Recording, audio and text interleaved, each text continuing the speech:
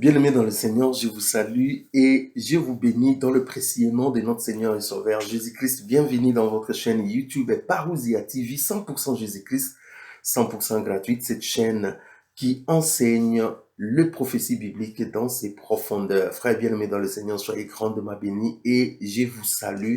Frères bien-aimés dans le Seigneur, merci beaucoup pour la confiance que vous nous donnez. Aujourd'hui, nous allons passer dans notre 5e leçon qui est tout simplement les prophètes et les livres majeurs prophétiques. Les prophètes et le livre majeur prophétique. Nous allons prier pour commencer. Seigneur Dieu de gloire, merci pour ces instants. Nous te bénissons pour ton assistance. Merci pour l'esprit prophétique. Enseigne-nous ta parole. Nous voulons comprendre les choses afin que nous puissions nous préparer à ton retour. Bénis ces moments, au nom puissant de Jésus-Christ, nous avons ainsi prié. Amen. Frères bien-aimés dans le Seigneur, nous sommes en train de parler des prophètes majeurs et des livres majeurs de la prophétie. Eh bien, vous allez me dire, pourquoi majeurs? Ah oui, parce qu'en Israël, il y avait beaucoup de prophètes. Mais tous ces prophètes, c'était pas le même. Ils n'avaient pas la même autorité. Ils n'avaient pas la même influence. Ils n'avaient pas le même impact. Il y a un groupe de prophètes qui se sont détachés du lot, qui sont allés au-dessus, qui ont impacté, bien-aimés dans le Seigneur. Et lorsque nous parlons des prophètes, il faut d'abord commencer à comprendre que le plus grand prophète de tous les temps restera notre Seigneur et Sauveur Jésus-Christ. Alléluia. Il est le prophète par excellence. Lorsque je parle même des prophètes, je les mets hors catégorie. Alléluia. Il est le prophète des prophètes. Le Seigneur vous suscitera un prophète bien-aimé dans le Seigneur parmi vous. Eh bien, bien-aimé dans le Seigneur, ce prophète, c'est tout simplement le Seigneur Jésus-Christ. Et un jour, Jésus-Christ va poser la question à ses disciples. Il dit, qu'est-ce que les gens disent de moi? Et les disciples disent, les uns disent que tu es un prophète. En lui, on voyait un prophète. Effectivement, Jésus-Christ, bien-aimé dans le Seigneur, c'est un grand prophète. Mais au-delà de ces prophètes, il est le Fils de Dieu. Il est Dieu. Vous voyez, frère bien-aimé dans le Seigneur. Donc, lorsque nous commençons à parler des prophètes, eh bien, c'est Jésus. Voilà pourquoi je fais plus confiance au prophète des prophètes qui est Jésus que aux prophètes, surtout que nous voyons aujourd'hui. Bien-aimés dans le Seigneur, nous avons notre prophète à nous tous, qui est incontesté, qui est tout simplement le Seigneur Jésus-Christ. Il est hors catégorie.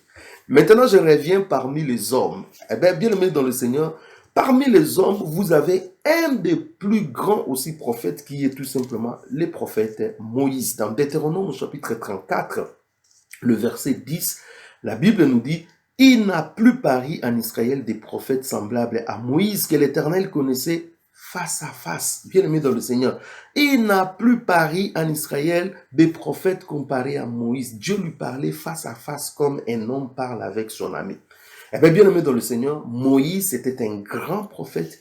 Et Moïse, bien-aimé dans le Seigneur, est l'auteur de ce que nous appelons la Pentateuque. Le Pentateuque, c'est l'ensemble des 5 livres qui constituent la Torah. Vous voyez, frère bien-aimé dans le Seigneur, eh bien, c'est aussi les 5 premiers livres de la Bible. Vous avez le livre de la Genèse, le livre d'Exode, le livre de Lévitique, de Nombre et de Deutéronome. Eh bien, ces 5 livres, eh bien, ont été écrits tout simplement par Moïse. Moïse, c'est un grand prophète. Mais à part lui, il y a d'autres prophètes bien-aimés dans le Seigneur qui se sont distingués et qui ont écrit même des livres qui portent leur nom. Parmi ces prophètes majeurs, vous avez par exemple Ésaïe, vous avez Jérémie, vous avez Ézéchiel, vous avez Daniel, vous avez Osée, vous avez Joël, vous avez Amos, vous avez Abdias, Jonas, Michée, Naoum, Habakkuk, Sophonie, Agé, Zacharie, Malachi et aussi Samuel. Eh bien, vous avez ces livres, le livre de Samuel, ce sont des livres des prophètes. Vous voyez, frère bien-aimé, et ce sont des prophètes qui ont été des prophètes majeurs, des prophètes qui se sont distingués. Eh bien, bien-aimé dans le Seigneur, vous avez aussi des prophètes qui n'ont pas écrit, mais qui avaient un grand impact en Israël. Ils n'ont pas écrit, ils n'ont pas de livres, mais ils avaient une grande influence et un grand impact en Israël. Vous avez par exemple le prophète Élie. vous avez les prophètes Élisée, vous avez Gad, vous avez Nathan, vous avez Achija, vous avez Jéhu, vous avez Shemaïja, vous avez Obed, etc., etc. Vous voyez, bien-aimés dans le Seigneur. Donc, ces prophètes, bien-aimés dans le Seigneur, ils se sont distingués. Parce que quand vous lisez, par exemple, dans 1 roi, au chapitre 19, le verset 18, le Seigneur dit à Élie, qui se plaignait qu'il était resté le seul prophète, Dieu lui dit, non, tu n'es pas resté le seul. Il y a encore plus de 7000 qui n'ont pas fléchi les genoux. Donc, il y avait de vrais prophètes à un grand nombre. Mais ceux qui se sont distingués, par exemple, à ces temps-là, c'était tout simplement notre bien-aimé Élie, notre bien-aimé Élisée. Eh bien, ça, ce sont des prophètes majeurs. Vous vous rappelez, par exemple, lorsque Saoul a eu l'onction chez Samuel, Samuel lui a dit, tu arriveras à un endroit et tu verras des prophètes en train de prophétiser et tu prophétiseras avec eux. Eh bien, bien-aimé dans le Seigneur, lorsqu'il est arrivé dans cet endroit, il y a eu des prophètes qui prophétisaient. L'Esprit du Seigneur lui a saisi, il a commencé à prophétiser. Il y avait beaucoup de prophètes, des vrais prophètes aussi, au temps de Samuel, mais les prophètes majeurs, c'était Samuel. Vous voyez, frère bien-aimé dans le Seigneur. Donc, vous voyez des prophètes, par exemple, lorsque Élie voulait être enlevé, la Bible dit, il est passé à côté. Le fils des prophètes ont dit à Élisée, sais-tu que ton maître sera enlevé aujourd'hui? Donc, au temps d'Élie, il y avait beaucoup aussi des prophètes. Vous voyez, frère bien-aimé dans le Seigneur. Mais les prophètes majeurs, ce sont des prophètes qui se sont distingués. Inutile de venir à la télé, dans des réseaux sociaux, de dire que moi je suis le prophète majeur, moi je suis le prophète majeur. Non, les prophètes majeurs, ça se dit pas, ça c'est de l'orgueil. Tu ne peux pas commencer à se comparer avec les autres, dire que non, moi je suis les prophètes majeurs, moi c'est les majeurs. Non, bien-aimé dans le Seigneur. Ce sont tes œuvres qui montrera. C'est l'autorité que tu auras sur les nations. L'impact de ton travail, de la main de Dieu sur toi, qui déterminera, qui nous montrera qu'on est prophète majeur ou on n'est pas un prophète majeur. Bien-aimé dans le Seigneur, nous ne sommes pas là pour courir derrière ce qui est majeur, ce qui est mineur. Ce n'est pas ce qui est plus important. Si tu es prophète, fais l'œuvre du prophète que le Seigneur te demande. Être majeur ou mineur, ça c'est bien aimé dans le Seigneur, une grâce que le Seigneur donne aux uns comme aux autres. Mais ce qui est plus important, c'est de rester fidèle par rapport au travail que le Seigneur vous donne. Et aussi, frère bien-aimé, il faut comprendre qu'il y a eu dans le Nouveau Testament, bien-aimé dans le Seigneur, d'autres personnes qui avaient l'esprit prophétique et qui ont prophétisé, comme Paul, comme Pierre, comme Jude, et surtout comme notre bien-aimé Jean qui a écrit les livres d'Apocalypse. Ce sont des frères bien-aimés, ils étaient apôtres, mais c'était aussi des prophètes, parce que dans leurs écrits, eh bien, vous voyez beaucoup de prophéties bibliques.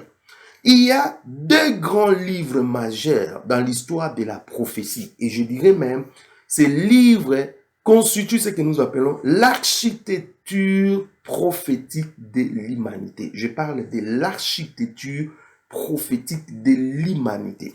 Si vous enlevez ces deux livres de la prophétie, ça n'existe plus, il n'y a plus de sens.